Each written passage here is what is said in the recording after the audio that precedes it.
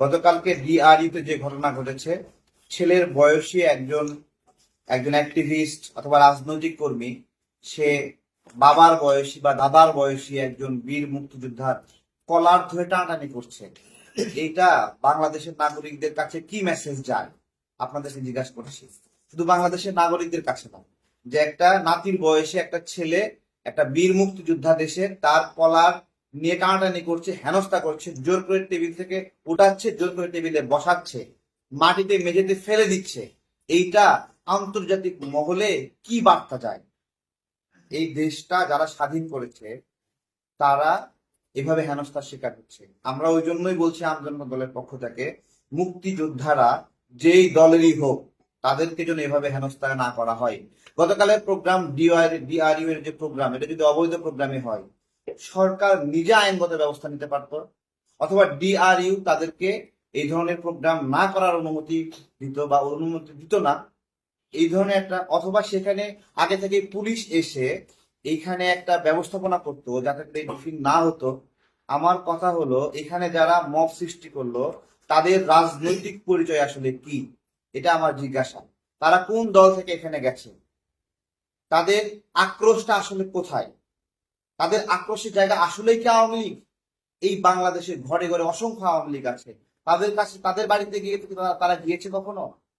তারা মুক্তিযোদ্ধাকে এইভাবে হেনস্থা করছে, তাদেরকে হয়রানি করছে। তাদের রাজনৈতিক পরিচয় কি? তাদের আক্রোশের জায়গা কি আওয়ামী লীগ, নাকি তাদের আক্রোশের জায়গা মুক্তিযুদ্ধ? মুক্তিযুদ্ধের কথা আওয়ামী লীগ বলুক, বিএনপি বলুক, আমি বলি, সবাইকে হয়রানি করছে। আমি তো এই জুলাই গণ অভ্যুত্থানের একটা পার্ট, আমরা তো একটা পার্ট। আমি যদি মুক্তিযুদ্ধের পক্ষে কথা বলি তাহলে আমাকে হ্যারাসমেন্ট করছে। কেন হ্যারাসমেন্ট করছে? বিএনপি যদি মুক্তিযুদ্ধের পক্ষে কথা বলে তাকেও হ্যারাসমেন্ট করছে। তাহলে তাদের আক্রোশের জায়গা আওয়ামী লীগ নাকি তাদের আক্রোশের জায়গা মুক্তিযুদ্ধ? আম জনতার দল এইটা জানতে চায়, তাদের ক্ষোভটা কোথায় আসলে। কেন তারা মুক্তিযুদ্ধের কথা শুনলেই রাগান্বিত হচ্ছে, কেন তাদের ক্ষোভ হচ্ছে? মুক্তিযুদ্ধ তাদের কি ক্ষতি করেছে, এটা হলো আমাদের জিজ্ঞাসা। এই মুক্তিযুদ্ধের উপর তাদের ক্ষোভ কেন? আরেকটা বিষয় রয়েছে, রাজাকার একটা বিষয় রয়েছে। রাজাকার আমরা এই গণ অভ্যুত্থানে আমরা নিজেরাই বলেছি, তুমি কি আমি কে, রাজাকার রাজাকার, কিন্তু সঙ্গে একটা শব্দও বলেছি। কে বলেছে? কে বলেছে স্বৈরাচার স্বৈরাচার? আমি আমাকে রাজাকার বলিনি, আমি বলছি তুমি আমি রাজাকার, এটা শেখ হাসিনা বলতেছে। আমরা এটাকে গ্রহণ করিনি। এটা একটা আমরা আমরা শেখ হাসিনাকে তাচ্ছিল্য করে এই কথাটা বলছি। তুমি এই তাচ্ছিল্য আমাদেরকে এটা বলতে পারো না। আজকে সেইটাকে ইস্টাবলিশ করার চেষ্টা করছে। আজকে নতুন পরিসংখ্যান দিছে যে জামাতে মাত্র 20 জন রাজাকার, আওয়ামী লীগে হলো 200 রাজাকার, আর বিএনপিতে হলো 800 রাজাকার। এরকম একটা পরিসংখ্যান দিছে।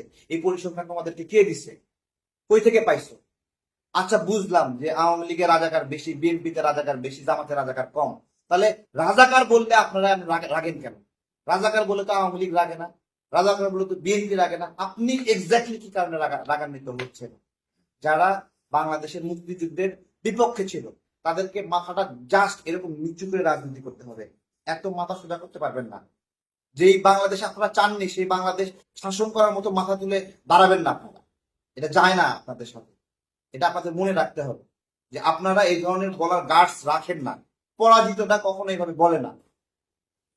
যদি তাই হয়, যদি যদি ক্ষমায় হয়ে যায়, তাহলে 71-এর গণ হত্যার জন্য যদি ক্ষমায় পেয়ে যায়, হ্যাঁ সব মাপ পেয়ে গেছে, তাহলে দুদিন পরে বলবো 24-এর গণহত্যার জন্য মাপ চায়, মাপ, সব মাপ, কোনো কিছু দরকার নাই। আমরা 71-এর গণহত্যার জন্য মাপ করবো না, আমরা 24-এর গণহত্যার জন্য মাপ করবো না। আমাদের স্পষ্ট এই জায়গাতে আমাদের ক্লিয়ার বার্তা একবারে। মুক্তিযোদ্ধারা যে দলেরই হোক, আওয়ামী লীগ হতে পারে, রাজনৈতিক একটা দলে তো থাকবে, তাই না? বিএনপি হতে পারে, যেই দলই হোক, বাম দলে হোক, কোনো মুক্তিযোদ্ধাকে কেউ যেন হয়রানি করতে না পারে, আমাদের পক্ষ থেকে এটা স্পষ্ট বার্তা।